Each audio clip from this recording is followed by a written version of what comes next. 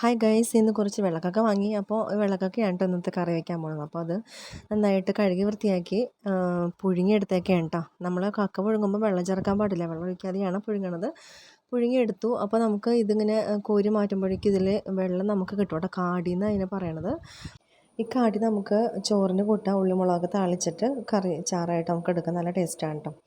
അപ്പോൾ ഞാൻ ഈ കക്കയെല്ലാം കോരി ഇതിൽ നിന്ന് മാറ്റിയിട്ട് ഇനിയിപ്പോൾ ഇറച്ചിയെടുക്കണം. ഇത് ആറിക്കഴിഞ്ഞിട്ട് വേണം ഇറച്ചിയെടുക്കാനായിട്ട്. നല്ല ചൂടായിരിക്കുമല്ലോ. അപ്പോൾ ആറിക്കഴിഞ്ഞ് ഇറച്ചിയെടുത്തിട്ട് നമുക്ക് ഇത് ഫ്രൈ ചെയ്തെടുക്കണം. നല്ല ടേസ്റ്റാണ്. കറുത്ത നല്ല ടേസ്റ്റാണ് വെള്ളക്കക്ക. അപ്പോൾ അത് ഇത്രയും കാടി എനിക്ക് കിട്ടി. അത് ഊറാൻ വേണ്ടിയിട്ട് മാറ്റി വെച്ചേക്കാം കേട്ടോ. ഇനിയിപ്പോൾ ഇത് ആറി തണുത്തിട്ടുണ്ട്. അപ്പോഴേക്കും എൻ്റെ ഹസ്ബൻഡ് വന്ന് ഇതിൻ്റെ ഇറച്ചിയൊക്കെ എടുത്ത് സഹായിക്കുകയാണ്. അപ്പോൾ ഇതിൽ നമുക്ക് ഇങ്ങനെ ചെളി കിട്ടും. ആ ചെളി നമുക്കിതിൽ മാറ്റണം. മാറ്റിയിട്ട് വേണം നമുക്കിത് ഫ്രൈ ചെയ്തെടുക്കാനായിട്ട് കേട്ടോ. ഇത് ചെറിയ കക്കയാണെങ്കിൽ ഇത്രയും ചെളി ഉണ്ടാകില്ല. പക്ഷേ ഇതിപ്പോൾ ഇച്ചിരി വലിപ്പമുള്ളത് കൊണ്ട് തന്നെ ഇതിൽ നന്നായിട്ട് ചെളിയുണ്ട്. അപ്പോൾ നമുക്കതെല്ലാം ക്ലീൻ ചെയ്തിട്ട് വേണം, നന്നായിട്ട് കഴുകി നന്നായിട്ട് അടിച്ചടിച്ച് കഴുകി വേണം നമുക്കിത് ഫ്രൈ ചെയ്തെടുക്കാൻ വേണ്ടിയിട്ട്. സാധാ കക്ക ഫ്രൈ ചെയ്യുന്ന പോലെ തന്നെ നമുക്ക് ഉള്ളിമുളക് മൊരിച്ചിട്ട് ഫ്രൈ ചെയ്തെടുക്കാം കേട്ടോ.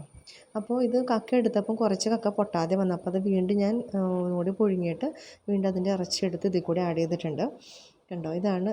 വലിയ ഷേപ്പൊന്നും ഉണ്ടാവില്ല. നമുക്ക് കറുത്താൽ നല്ല റൗണ്ടായിട്ട് കിട്ടും. പക്ഷേ ഇത് വെളുത്ത കക്ക ഇങ്ങനെ വെള്ളക്കക്ക ഇങ്ങനെ വലിയ ഷേപ്പൊന്നും തോന്നിക്കില്ല. പക്ഷേ വളരെ ടേസ്റ്റിയാണ്. നമുക്ക് ഇതിൻ്റെ ഇറച്ചി ഇഞ്ചി, പച്ചമുളക്, വേപ്പില എല്ലാം കൂടി ഇട്ടിട്ട് ഇത്തിരി ആവശ്യത്തിന് ഉപ്പിട്ടാൽ കുറച്ച് ഉപ്പിട്ടിട്ട് മഞ്ഞൾപ്പൊടി ഇട്ട് നന്നായിട്ടൊന്ന് വറ്റിച്ചെടുത്തിട്ട് അതിന് ശേഷം വെളിച്ചെണ്ണ ഒഴിച്ച് നന്നായിട്ട് വറുത്തെടുക്കാം. അത്യാവശ്യം നന്നായിട്ട് വന്നതിന് ശേഷമാണ് നമ്മളിതിലേക്ക് മുളക് പൊടിയും പിന്നെ കുരുമുളകും ലേശം മസാലപ്പൊടിയും കൂടി ചേർത്തിട്ട് നമ്മൾ ഫ്രൈ ചെയ്ത് ഇത് വാങ്ങി വെക്കണത്.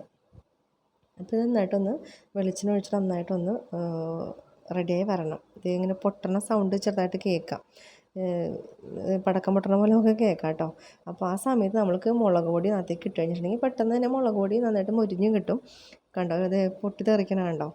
ഈ ഒരു പരുവത്തിലാണ് നമ്മളിതിലേക്ക് പൊടികളൊക്കെ ആഡ് ചെയ്യണത്. മുളക് പൊടിയും പിന്നെ ഇച്ചിരി മസാലപ്പൊടിയും ഒരു ലേശം കുരുമുളക് പൊടിയും കൂടി ഇട്ടാൽ മതി. മല്ലിപ്പൊടി വേണമെങ്കിൽ ചേർക്കാം, ഓപ്ഷനിലാണ്. അല്ലെങ്കിൽ ചേർക്കണം, അത്രേ ഉള്ളൂ. അപ്പോൾ ഇത് വളരെ സിമ്പിളാണ് ഇതിലെ കക്ക വറുക്കണ റെസിപ്പി.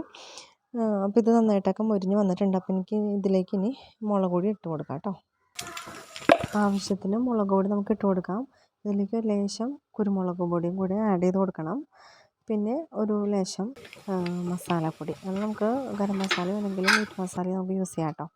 ഇനി ഇതൊന്ന് നന്നായിട്ടൊന്ന് ഫ്രൈ ചെയ്തെടുക്കാം. ഒരു 5 മിനിറ്റ് നമുക്ക് നന്നായിട്ട് ഇളക്കി യോജിപ്പിച്ച് അതിൻ്റെ പച്ചമണമൊക്കെ പോകുന്നവരെ ഒന്ന് നേരിയ ഫ്ലെയിമിലിട്ട് അങ്ങനെ മുരിയിച്ചെടുക്കാം കേട്ടോ. ഇത്രയുള്ള നമ്മുടെ റെസിപ്പി വളരെ ടേസ്റ്റിയാണ്. അപ്പോൾ വീഡിയോ കണ്ട എല്ലാവർക്കും താങ്ക് യു.